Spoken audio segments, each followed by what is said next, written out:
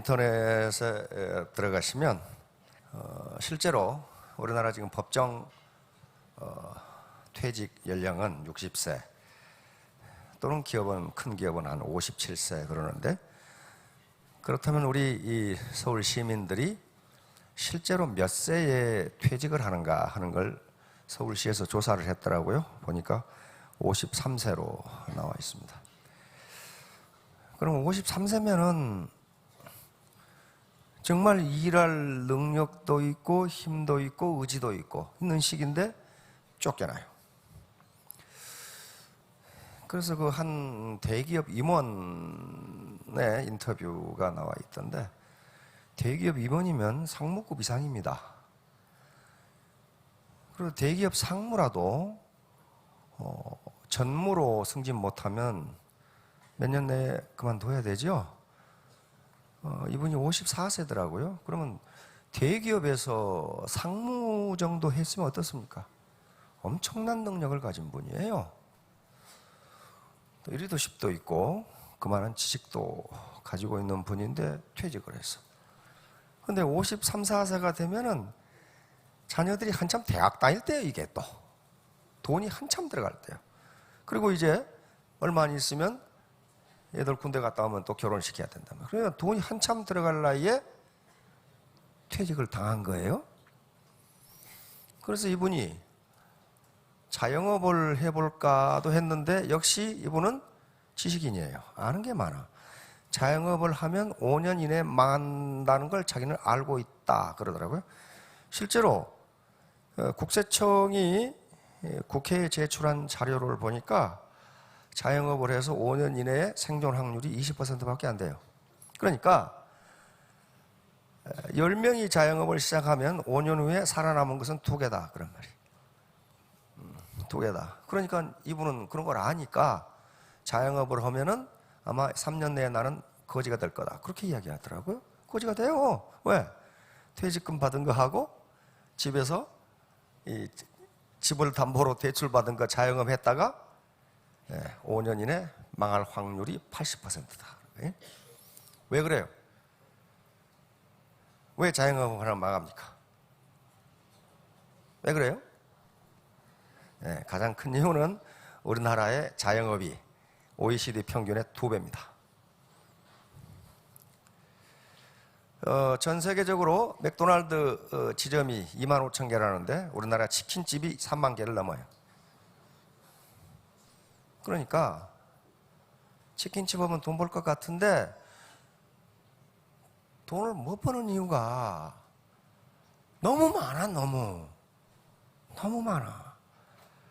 그런데 또 경기도가 조사한 자료를 보니까 20개 중에 돈 버는 데는, 그러니까 100개 중에 20개가 살아남는데 돈 버는 집은 5개랍니다. 나머지 15개는 뭐냐? 지금 버티고 있는 중이랍니다. 버티고 언제 망할까 하고 버티고 있는 중이고, 실제로 돈을 버는 집은 5개다. 다시 말하면 너무 많다는 거예요.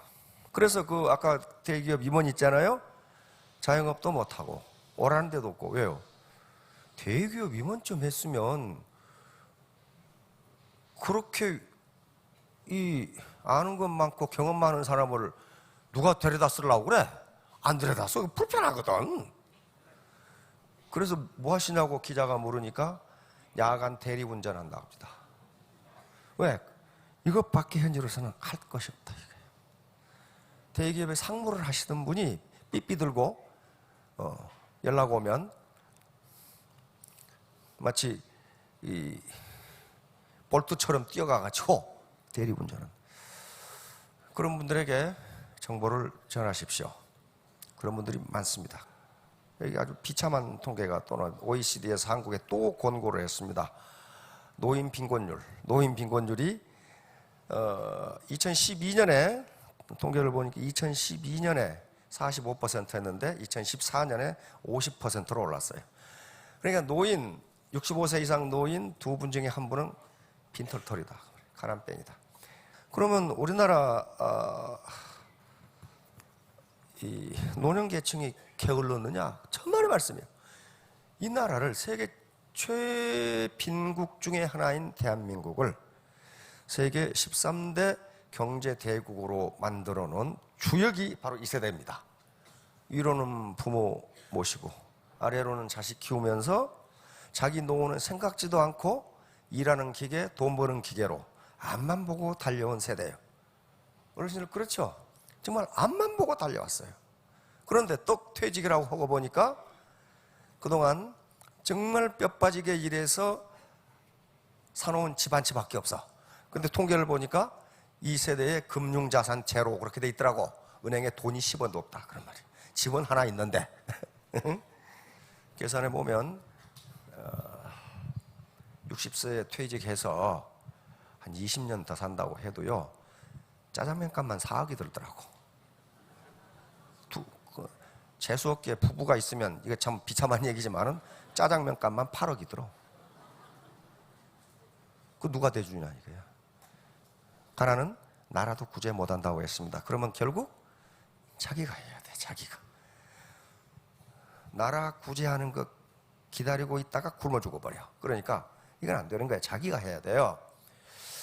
자, 그런데 이렇게 이제 대한민국을 세계 최빈국 국민소득 80불에서 지금은 3만 불이 육박했죠. 이렇게 만들어놓은 주역들이 지금 길거리에 내몰리고 있다 하는 문제가 가장 큰 문제입니다. 그럼 이분들을 어디서 어떻게 수용하느냐 하는 문제가 아주 좀 골치 아파요. 근데 너무 실망 마시고요. 왜냐하면 하늘이 무너져도 솟아날 구멍이 있어요. 오늘 창조적 소수라는 제목인데요. 이 전체적인 내용은 굉장히 어렵기 때문에 아주 쉽게 이야기를 하겠습니다. 논어에 이런 얘기가 있습니다. 공자님이 직접 한 말씀인데요. 공자 세가에는 공자가 이 말을 한 게 35세로 되어 있어요. 그래서 춘추 전국 시대, 그러니까 주나라 시대죠. 주나라 시대에 제나라는 나라가 있으면 지금 중국의 산동반도 거기가 제나라입니다. 이 제나라는 주나라를 창건한 주나라 무왕의 군사였던, 즉 군의 스승이었던 강태공, 락실지라는 사람 있죠? 그 사람 강태공이에요. 원래 이름은 여상인데 강태공이 분봉받아서 세운 나라가 제나라예요. 제나라, 요 제입니다. 제나라예요. 그런데 이 제나라에 경공이라는 임금이 있었어요. 제경공이죠. 요 공자가 35세에 가만히 생각해 보세요. 35세입니다 지금. 제나라를 방문해서 경공 앞에서 지금 이야기를 하는 겁니다. 기라성 같은 고관 대작들이 다 있죠. 뭐라고 되어 있냐면 경공문정 그랬어요. 이 말은 제나라 군주인 경공이 공자에게 정치가 무엇인지를 물었다 그런 말이에요. 그런데 이때 공자의 나이는 35세고 경공은 나이가 50세 정도 되는 사람이니까 자네가 공자인가? 정치가 뭔가? 이렇게 물었겠죠? 왜냐하면 그 당시 공자는 유명한 사람이 아니에요. 천하를 주유하면서 자기의 뜻을 펼치고자 하는 일종의 혁명가입니다. 혁명가. 공자나 맹자는 조선시대 생각하는 그런 맹자가 아니에요. 혁명가들이에요. 이게 아주 혁명적 철학자들이에요. 임금을 무조건 떠받들어라 그런 말 한 적이 없어요. 임금이 임금답지 않으면 그것은 방벌의 대상이다. 쫓아내버리고 다른 놈 세워라. 그렇게 돼 있어. 특히 맹자에 그런 말이 많아. 그래서 과거에 좀 정치를 잘못하는 임금들은 맹자를 못 읽겠어요. 왜? 거기 혁명사상에 들어가 있으니까. 때려 정치를 잘못한 놈은 거의 잔적이다 그래서 잔적이지 그게 무슨 임금이냐 말이야. 그러니까 갈아치워라. 그래서 이제 제나라 경공이 공자한테 자네가 공자인가? 정치가 뭐야 정치가? 이렇게 물었겠죠. 왜냐하면 이 경공은 임금 노릇을 58년이나 한 아주 노회한 임금이야. 20살 때 임금 노릇 해가지고 78세까지가 했으니까 엄청 했죠. 여러분 임금 노릇 58년 하면 할만하겠죠. 얼마나 좋아. 그런데 좀 경공이 오래 했는데 좀 띨띨해. 띨띨한 임금일수록 오래. 우리나라 선조, 임진할 때 선조, 그 위에 인조, 이 아주 조선왕조에서 임금치고는 아주 좀 띨띨하거든. 그래도 제일 오래 했어. 그러니까 여기서 공자가 뭐라고 되냐면, 공자가 그걸 알아. 이 임금이 임금 노릇을 제대로 안 해. 맨 무슨 축제나 하고 파티나 열고 이게 사치와 향락으로 세월을 보내. 그런데 제 나라는 강해. 왜? 그 앞에 임금들이 워낙 강하게 만들어놨거든. 그러니까 워낙 강하게 만들어놓은 그 제 나라를 경공이라는 사람이 지금 아주 말아 자시고 계시는 중이야. 58년간. 그걸 공자는 알아. 그래서 공자라고 안 그랬죠. 공자는 나중에 붙인 이름이고, 원래 공자 이름은 공구입니다. 공구예요. 이 언덕구자예요. 근데 나중에 한나라 이후에 성인이 되면서 이 가르침은 워낙 깊고 넓고 그 뜻이 원대하기 때문에 성인의 반열로 올라가서 공자가 됩니다. 이제 자, 여기서 공자가 35세 공자가 한 말이 가장 유명합니다. 이것은 삼척동자도 다 알아, 이 말은. 근데 이게 모르시는 분 많죠. 그러면 이 시간이면 공자의 대표적인 말 중에 하나입니다. 뭐라고 했냐면은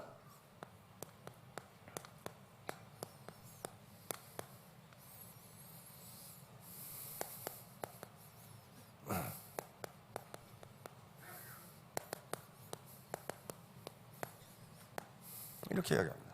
정치가 뭡니까? 그러니까 이게 한자의 묘미인데 앞에 글자는 명사입니다. 주어이고 명사고 뒤에 글자는 형용 동사쯤 돼요. 그러니까 임금이 임금답고 신하가 신하답고 아버지가 아버지답고 아들이 아들다우면 정치는 잘 됩니다.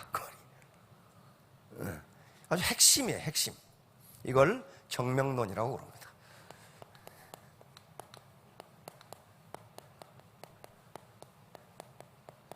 정명론. 바를 정자, 이름 명자. 그러니까 이름을 바르게 하는 행동, 행실이에요. 그러니까 임금이라는 이름을 붙였으면 임금으로서의 역할을 해라. 그런 말이에요, 지금. 그렇지 않으면 이름에 걸맞지 않다. 신하, 여기서 신하는 무슨 매매 쫄병 얘기 한 거 아닙니다. 고관 대작들이에요. 이 당시 제 나라의 고관 대작들이, 그러니까 오늘날 같으면은 장관 이상의 수상 이 계급들이 서로 이권을 다툼하고 있었고, 최저라고 하는 사람은 그 앞에 장공이라는 임금을 때려 죽였거든. 그리고 장공이라는 임금을 죽이고 최저라는 사람이 완전히 정권을 잡고 허수아비 임금을 하나 갖다 놔야 된단 말이에요. 근데 쿠데타 세력이 자기가 임금하면 큰일 나요. 그건 또 다른 놈이 또 맞아주고. 그러니까 허수아비 같은 임금을 하나 갖다 놓고 자기가 정권을 장악해야 돼. 그때 이 허수아비 같은 인물이 경공이야. 그 공손, 그래 우리 같은 왕손 중에서 제일 띨띨한 놈이 누군가 봤더니 그놈이어서 갖다 놓은 거예요, 지금. 그래서 나중에 다른 놈이 처제를 때려 죽이는 바람에 이제 오래까지 한 거예요. 자, 그러니까 군군, 신신, 부부, 자자. 신은 그러니까 애터미 같은 리더급이에요. 신하가 신하답고. 신하가 신하답다는 건 뭐예요?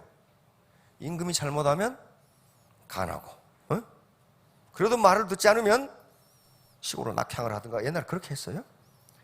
그래야지 어두운 임금을 그대로 붙들고 있어서는 안 된다. 이제 그런 얘기예요. 아버지가 아버지 노릇을 하고, 아버지가 아버지 노릇을 하려면 어떻게 됩니까? 집에서 권위만 피우고 담배나 피우고 술이나 퍼마시고, 그건 아버지 노릇이 아니에요. 처자식을 먹여 살리고 공부하고 싶다는 자녀들 공부시키고 그래야 될 거 아니에요. 그 역할을 하는 게 아버지란 말이에요. 그래야만 가정으로서 역할을 하는 거예요. 그래서 이 말이 공자의 정명론의 대표적인 겁니다. 그러면 이 문제를 우리 애터미 사업에 적용하면 어떻게 돼? 응? 말을 만들어야 되겠죠. 꼭 무슨 수리수리 마수리처럼 이렇게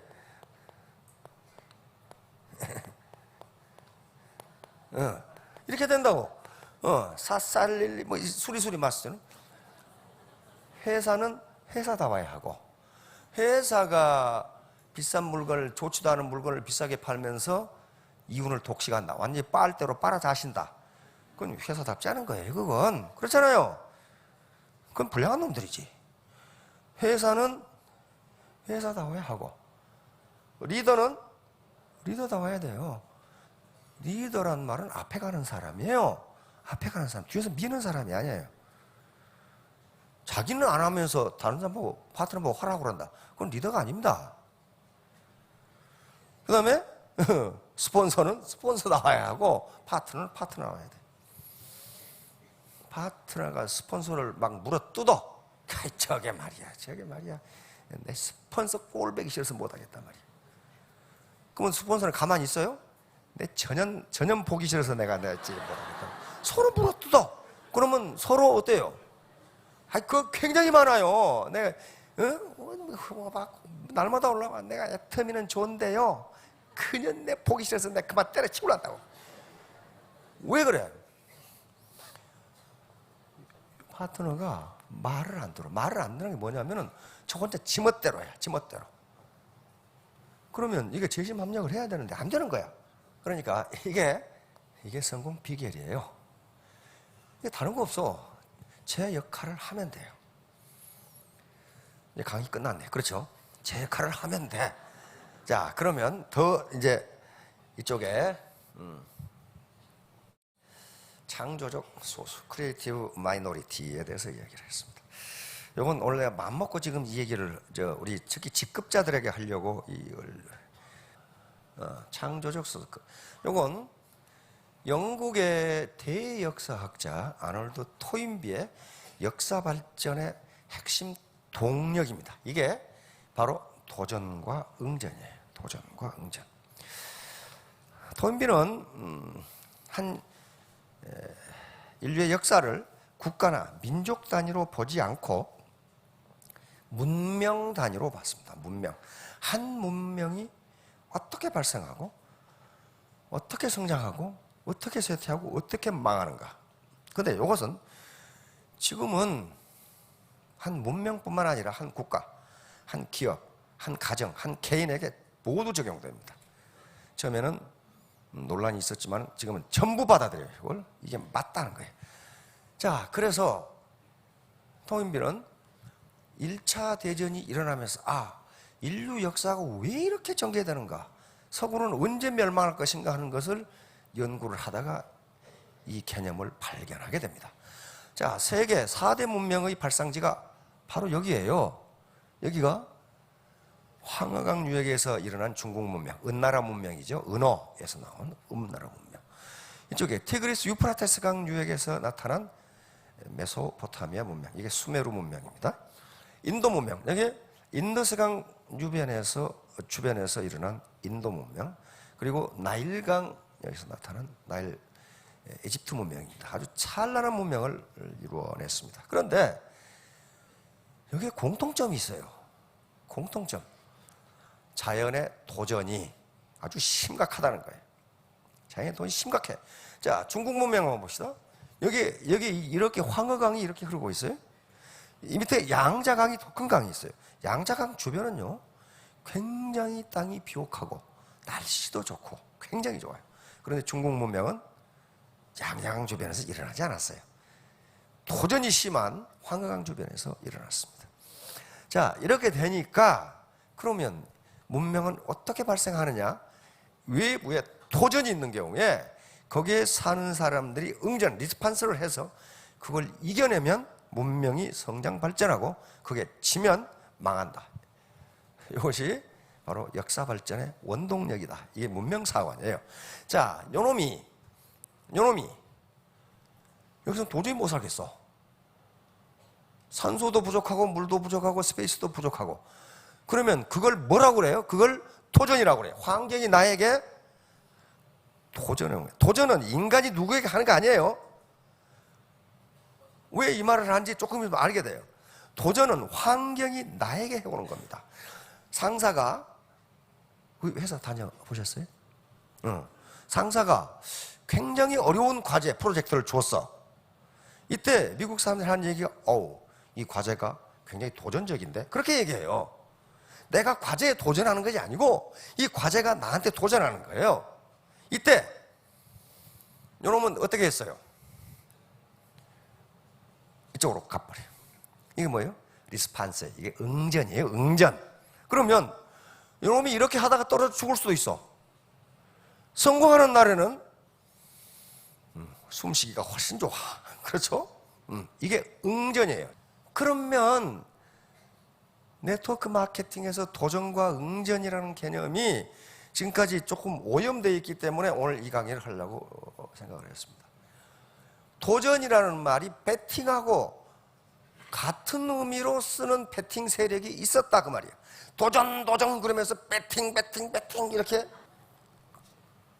하다 보니까 우리 지금 밑에 판매사 그 이하의 사람들이 도전하라고 그러면 왜 스폰서님은 회장님이 하지 말라는 것을 시킵니까? 도전 배팅하란 말이에요? 그렇게 된단 말이에요. 근데 박 회장께서도 분명히 얘기를 했어요. 이 자리에서 뭐라고 했냐면 도전은 배팅이 아니다. 도전하지 않은 사람은 성공할 수 없다. 그런 얘기를 했는데 그 말은 귀에 안 들려. 그걸 보고 뭐라고 하냐면 선택적 경청이라고 그래. 왜냐하면 지금 양쪽 250이 맞아야 되는데 좌측은 250이 맞았어. 우측이 180이야. 70을 해야 돼. 그것도 이틀 안에 해야 돼. 이게 뭐예요? 나에게 이 과제가, 판매사라는 과제가 나에게 도전해 온 거예요. 내가 판매사에 도전하는 게 아니고 언제나 외부 환경이 나에게 도전하는 겁니다. 그러면 나는 거기에 리스판스를 보여요. 리스판스는 두 가지예요. 외부 환경이 나에게 도전해 왔을 때 리스판스는 두 가지입니다.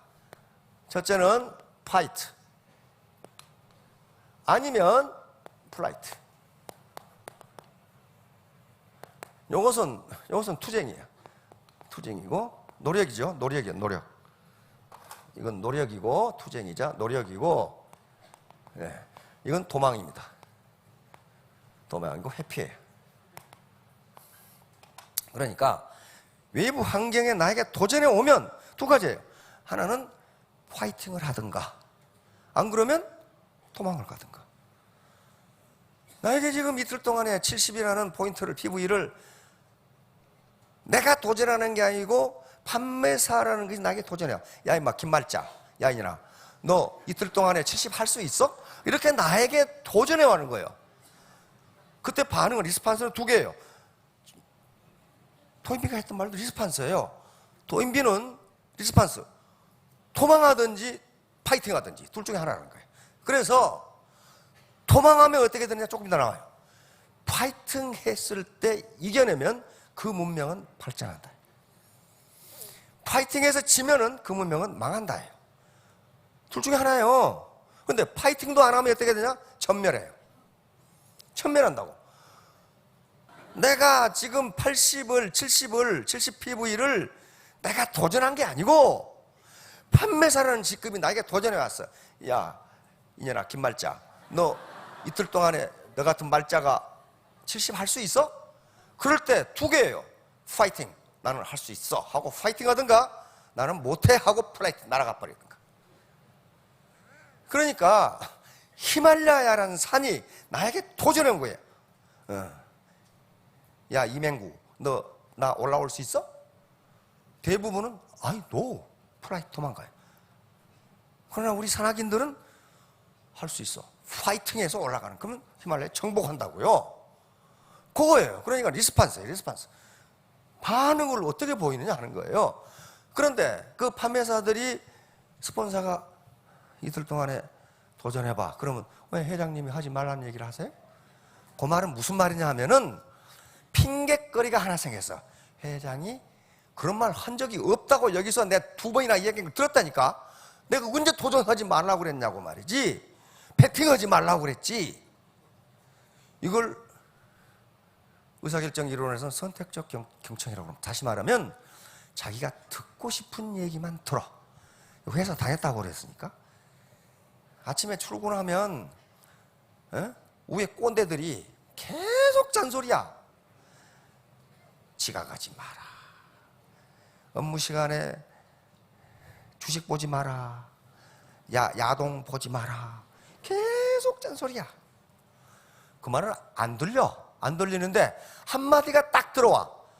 이번 달 보너스 나갈 거다. 그 말만 딱 들어가. 그래가지고 사원들이 만나면 보너스 몇 프로 나온대? 몇 프로? 아침에 지각하지 마라. 시간 중에 주식 보지 마라. 그건 다 잊어버려. 꼰대 잔소리로 그냥 쳐. 이걸 선택적 경청이라고 해. 자기가 듣고 싶은 얘기만 듣는 거예요. 이거 인간의 본능입니다. 그 현상이에요. 그러니까 마침 70 하기가 힘들고 하기 싫어 죽겠는데 회장님이 도전하지 말라고 그랬다. 도전하지 말란 말을 안 했어요. 도전하면서 배팅하지 마라 그랬어요. 그러니까 뒤에 배팅하지 마라가 포인트예요.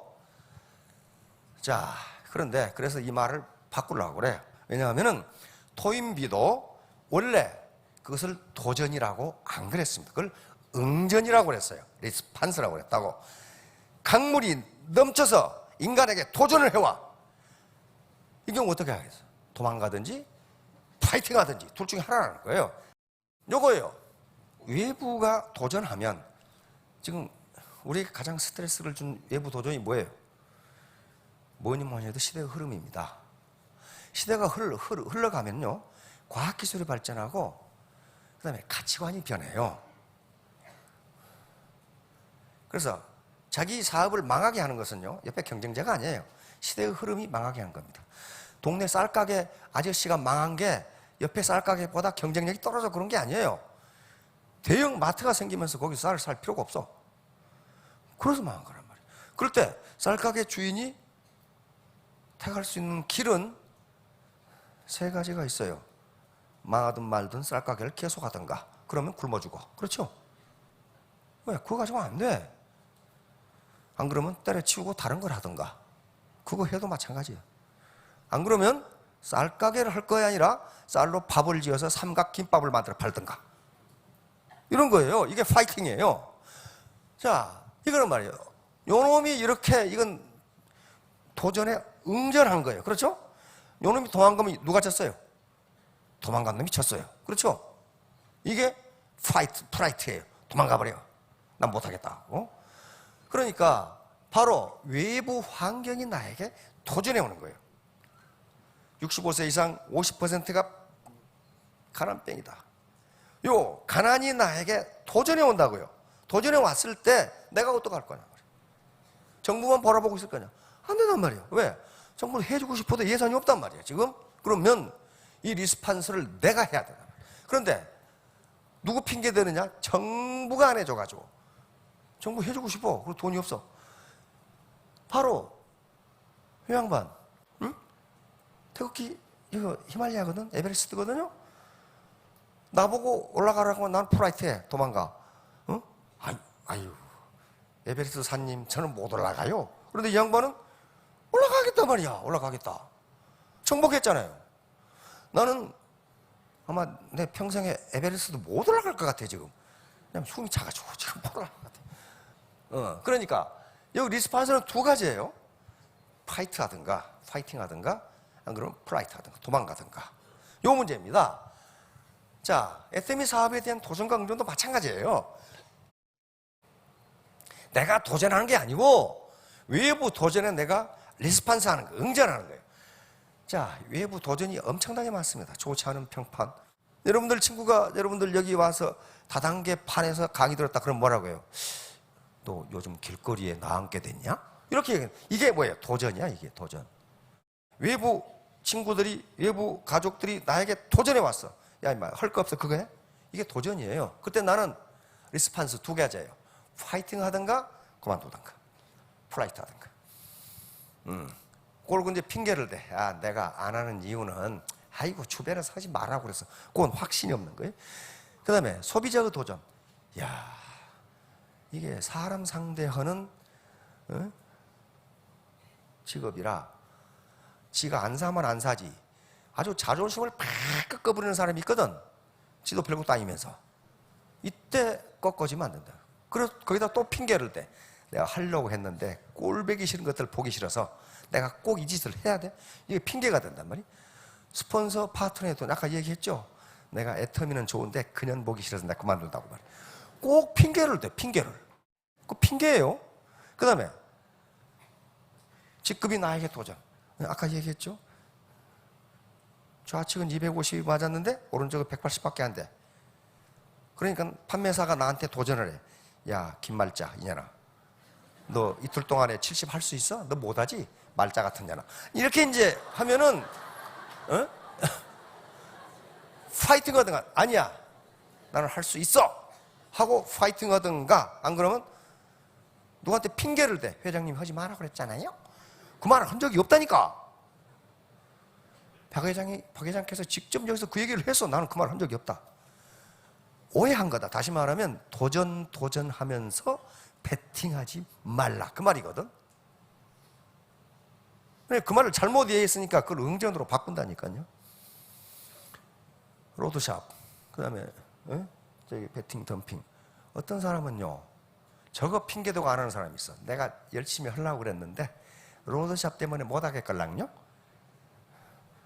로드샵은요 애터미 매출 중에 100만 분의 1도 안 돼. 100만 분의 1도 안 돼요. 그것 때문에 못해? 그러면 다른 사람은 뭐야 그러면? 그러니까 뭔가 핑계거리를 찾는 거예요. 이건 뭐예요? 프라이트하기 위한 핑계예요. 그거 왜 자기가 신경을 써? 본사에서도 지금 다 때려잡고 있는데 왜 자기가 신경을 쓰냐고. 이건 핑계입니다. 이건 플라이트하기 위한 핑계예요. 자, 다음. 이집트 문명이 어떻게 된 거냐. 자, 토인비의 역사 연구. 이집트 문명이 어떻게 된 거냐면요, 지금 북아프리카 있죠. 저 북아프리카 지역하고 남아시아 지역이 빙하기가 점점점 약화되면서 건조화되기 시작했어요. 사막화되기 시작해요. 그래서 북아프리카 지역에 살던 사람들이 세 가지 길을 택하게 됩니다. 자, 리스판스는 세 가지였어요. 여기서 그냥 익숙하니까 그냥 살자, 이런 무리. 그러니까 아까 쌀가게 아저씨가 쌀이 안 팔리는데 그냥 하자. 왜? 내가 하고 나는 지금까지 잘하는 게 쌀 장사밖에 없어. 그거예요.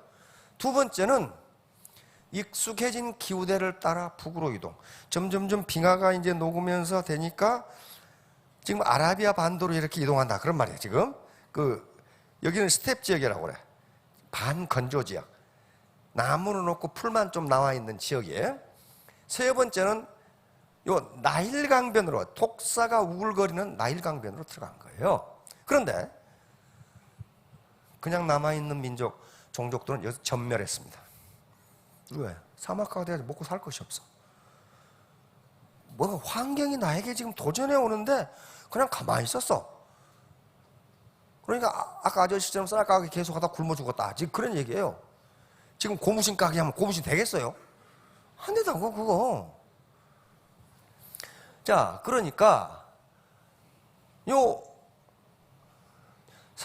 조금 기후가 좀 같은 북쪽으로 이동한 사람은 지금도 수렵 생활을 하고 있어. 가끔 보죠. 베두인족들 이리 왔다 갔다 하면서. 그런데 이쪽으로 아주 험난한 나일강변으로 이동해서, 독사가 우글거리는 나일강변으로 이동해서 간 종족은 이집트, 찬란한 이집트 문명을 건설합니다. 왜 그러냐? 도전이 있었어요. 그 지역, 이 지역은요 나일강이 굉장히 비옥한 것이기 때문에 농사가 아주 잘 돼요. 근데 농사가 잘 되는데 반드시 1년에 한 번씩 홍수가 있어. 그래가지고 집과 전답을 완전히 썰어가 버려요. 초토화를 시켜버려요. 이게 뭐예요? 이게 도전이에요. 자연이 나게 도전한 거예요. 그런데 이 사람들은 거기서 파이팅을 했어. 플라이트, 도망가지 않고. 어떻게 했어요? 자, 다 쓸어버리니까 요걸 다시 정리하려면 뭐가 필요해요? 기하학이 필요해요. 기하학이. 이게 측량을 해서 누구 논인지 누구 밭인지를 알아내야 될 거 아니에요. 그래서 기하학이 발전해요. 그 다음에 언제 비가 올지를 알아내야 돼. 그래서 천문학과 태양력이 생겨납니다. 이렇게 문명이 발전해요. 그 다음에 범람을 하지 못하더라도 뚝을 만들어야 되니까 뚝을 만들면서 어떻게 됩니까? 도르래와 수레를 만들어내. 수레를 발명해낸단 말이에요. 이런 식으로 해서 찬란한 이집트 문명이, 바로 피라밋은 아까 그 삼각함수, 즉 기하학의 아주 결정체입니다. 기하학이 아니고서는 그렇게 만들어낼 수가 없어요. 그리고 도르래가 아니면 그렇게 만들어낼 수가 없어. 이게 이집트 문명이에요. 그러니까 바로 세계 4대 문명이 전부 그런 식으로 생겨났어요. 자연이 나에게 도전해 왔을 때 그걸 프라이트하지 않고 파이팅한 거예요. 이 사람들은 바로 알만한 사람들이죠.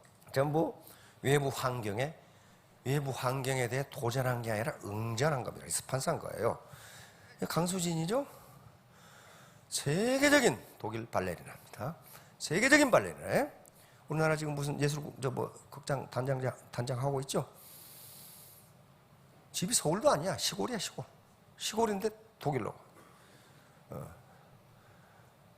우리 인터뷰를 보니까 지금 독일에서 위치가 살인을 해도 용서가 된답니다. 그 정도 위치예요. 발레리나인데 가장 나이 많은 발레리나입니다.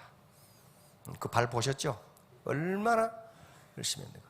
다시 말하면 도전에 응전한 거예요. 야, 유럽에서 발레리나가 될 수 있어? 라고 했을 때 대부분은 안 돼. 그렇게 생각했는데 강수진은 나는 할 수 있어 하고 거기에 리스판스를, 파이팅을 보인 게 플라이트하지 않고. 마찬가지예요. 박찬호. 우리 한국인이 메이저리그에 진출한다는 건요 거의 꿈을 꾸지 못합니다. 이건 메이저리그는 보통 리그가 아니에요. 그 8대 장성 같은 아메리칸들이 하는 거란 말이에요. 그런데 야구에 명예의 전당에 오를 정도로 그렇게 됐어요. 박세리. 우리나라에서 여자가 골프 친다는 건 말이 안 되는 얘기였다고. 그런데 그런 외부 환경에 도전해 응전, 리스판스, 난 할 수 있다. 그래서 우리 그 IMF 사태 때 온 국민에게 희망을 준 게 박세리란 말이에요. 그러니까 이 사람들도 리스판스, 응전을 한 거예요. 파이팅으로. 그런데 토인비는 그러면 도대체 이 역사 발전은 누가 이끌어가는 것이냐? 역사 발전의 원동력은 도전과 응전인데 요 외부의 도전을 미리 파악하고 이 도전을 어떻게 이겨낼 것이냐 하는 방안을 찾아내는 사람은 소수다. 그랬어요. 소수다. 이걸 크리에이티브 마이너리티, 창조적 소수라고 불렀습니다. 그래서 어떤 문명이건 어떤 국가건 어떤 기업이건 창조적 소수가 있는 조직은 발전하고 융성하고, 창조적 소수가 없는 조직은 외부 도전이 있는 경우 그대로 망한다 하는 게 도전과 응전이에요. 그러면 우리 각자가 뭐가 돼야 돼요? 창조적 소수가 돼야 돼요. 가정도 마찬가지예요. 가정에 창조적 소수가 있으면 그 가정은 융성 발전합니다. 그러나 아무도 없다? 그건 빈곤을 벗어나기 힘들어요. 힘들다고요. 그럼 나 개인은 어때요? 나 개인은 내 자신이 창조적 소수가 되지 않으면 빈곤에서 벗어날 수가 없어요. 지난 시간에 얘기를 했죠. 우리나라에 빈곤 탈출률이라는 게 있습니다. 2005년부터 측정해서 통계청에서 발표하기 시작했어요. 2005년, 2006년만 하더라도 빈곤 탈출률이 한 32%, 33%, 그 정도 됐어요. 그러니까 10명 중에 서너 명은 가난한 부모로부터 태어났어도 자기 일생 동안에 중산층 이상으로 올라간다는 거예요. 근데 작년에 떨어졌죠. 23% 떨어졌어요. 다시 말하면 10명 중에 2명만 탈출한다는 거예요. 이게 창조적 소수예요. 10명 중에 가난한 부모로부터 태어난 10명 중 8명은 평생을 가난하게 산다는 거예요. 이게 얼마나 비참해요. 얼마나 비참하냐고. 그거 누구 탓이에요? 부모 탓해봐야 소용없어요. 부모는 다 돌아가시고 안 계셔. 그거 탓해봐야 아무 소용없어. 이건 자기가 창조적 소수가 되느냐 안 되느냐예요. 그래서 바로 자신이 창조적 소수가 되어야만 합니다. 누구 보고? 당신이 되어라? 그렇게 할 수가 없어요. 애터미 지금 회원이 한 300만이 넘습니다. 그러면 여기 오신 분이, 오늘 강의 듣는 분이 저 센터까지 해서 10,000명 정도밖에 안 돼요. 그러면 300분의 1이면 어떻게 됩니까? 이게 창조적 소수 중에 창조적 소수예요. 나는 창조적 소수라고 그렇게 생각했어요. 알겠죠? 자, 이게 파레토 2080 법칙이에요. 파레토 이태리의 경제학자인데요. 우연히 이태리의 토지 소유를 조사하다가 발견한 법칙입니다. 이태리 국민들의 20%가 이태리 땅의 80%를 차지하고 있더라는 거예요. 가만히 생각해 보세요. 그래서 이태리만 그런가 하고 유럽을 다 조사했더니 유럽도 같으라는 거예요. 20%가 80% 재산을 가지고 있다는 거예요. 그래서 자기 마당에 심은 완두콩을 조사해 봤더니 완두콩 20%의 꼬투리에 완두콩 알 80%가 들어있더라는 거예요. 그럼 뭐예요 이게? 이게 자연법칙이에요. 자연법칙입니다. 2080 법칙은. 그런데 이 법칙이 조사해 보니까 거의 다 들어맞더라는 거야. 우리도 마찬가지예요. 모델 20%가 모델 소득 80%를 가져가요. 그 다음에 운전수 20%가 교통사고 80%를 일으켜. 네? 옷장 가만히 생각해 보세요. 옷장에 있는 옷 중에 잘 입고 다니는 건 그중 20%밖에 안 돼. 나머지는 잘 안 입어. 백이 수십 개가 있는데 들고 다니는 것은 그중 20%야. 전부 거기서 다 맞더라는 거예요. 그럼 어디 들어야 되겠어요? 창조적 소수가 20%예요. 20%. 그런데 여기 모이신 분은 1%도 안 돼 지금. 0.3%예요. UN 통계를 내봐. 전 세계 통계를 내보니까 어때요? 부자 20%가 소득 80%를 가지고 있다. 그 말이에요 지금. 저기 들어가야 되겠죠. 저기 들어가야 되겠죠. 아이고 나는 안 돼. 이게 바로 이제 플라이트에 도망가는 거예요. 왜 안 돼? 그렇게 물어보세요. 왜 안 돼? 그런데 왜 창조적 소수가 안 되느냐? 인간의 본성이랍니다. 인간의 본능. 인간은 근본적으로 지금 하고 있는 일을 바꾸기를 싫어한답니다. 왜? 생존 본능과 관계되어 있어. 생각을 많이 하면 에너지를 많이 써. 그러니까 뭐 밸런스 먹고 살 빼려고 하지 마시고 좀 이 생각 좀 하고 이 살면은 살이 저절로 빠진다니까요. 이거 하나만 하겠습니다. 외부 도전에 과감하게 응전하세요. 도전이라고 하면 또 배팅한다고 생각하니까 도전은 내가 하는 게 아닙니다. 사회의 변화가 나에게 도전해 오는 거예요. 너 계속 컴퓨터 쓸래? 타자 쓸래? 나는 타자가 손에 익어. 나 타자 쓸래. 그러면 이건 프라이트한 거예요. 도망가는 거예요. 컴퓨터 모르지만 배워서 해야 돼요. 스마트폰 쓸래? 삐삐 쓸래? 삐삐가 손에 익어. 이거 안 바꾸면 뒤떨어져요. 외부 도전에 나는 리스판스 하는 거예요. 응전하는 거란 말이에요. 그렇게 해서 결국은 계속 응전 3년 하면은 월천댁이 될 겁니다. 월천댁이 돼요. 월천댁이 안 되면 자기 몸무게가 몇 킬로인가 떠보세요. 생각을 안 했다. 그 말이에요. 생각을 안 했다. 자, 3년 후, 5년 후에 뭐 스타 마스터, 로얄 마스터가 되시기 바랍니다. 네, 감사합니다.